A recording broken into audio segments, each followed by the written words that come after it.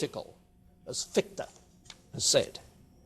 But its fullest manifestation is in the aesthetic realm, where the contemplative of the first level, perception, is combined with the active dimension of the second, the moral level.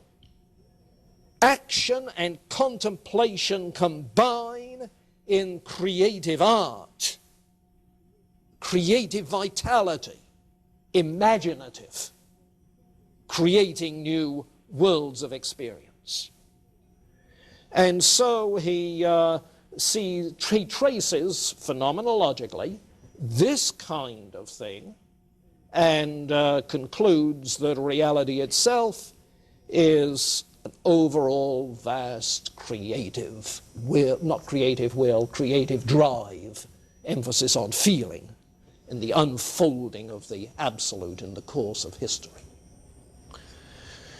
So you get those two following very much the same kind of methodological process, very much the same.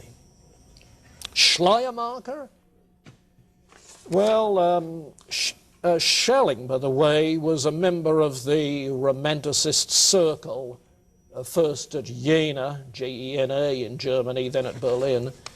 In Berlin, he was joined by Schleiermacher, who was a pastor from a pietist background, hospital chaplain, and so forth.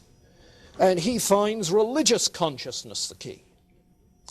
He objects to Kant's reducing religion to little more than ethics,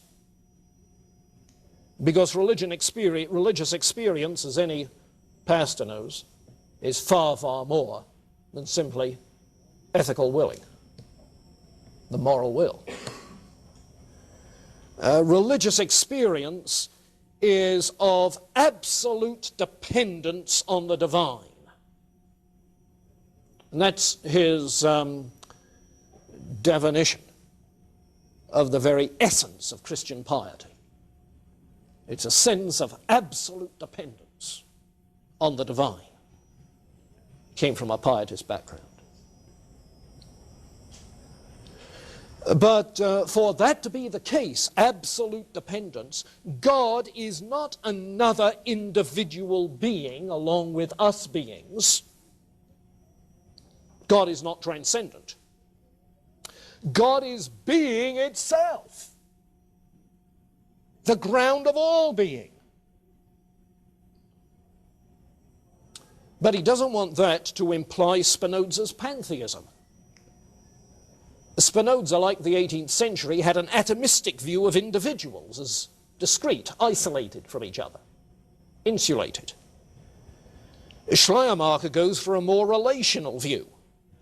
I'm not externally related to other things with just a channel of continuity going through me.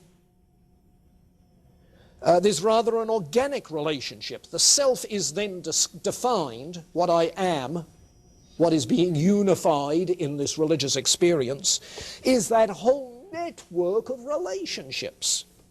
Here am I with relationships of a genetic sort to parents, relationships of a social sort to friends, associates, environment, relationships of an emotional sort to everything imaginable, you see? And the unifying core of this is a sense of absolute dependence. Wherever these vectors go, they express dependence on, dependence of one sort and another.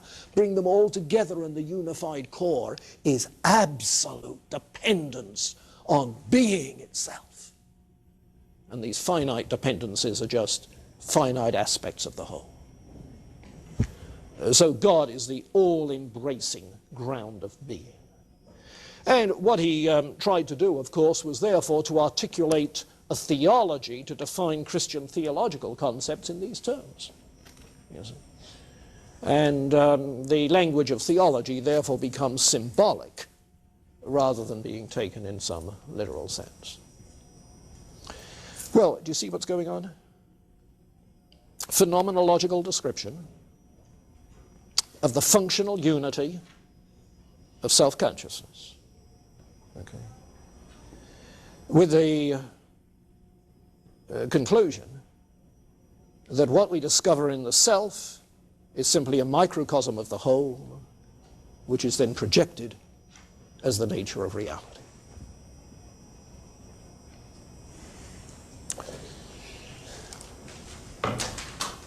Okay.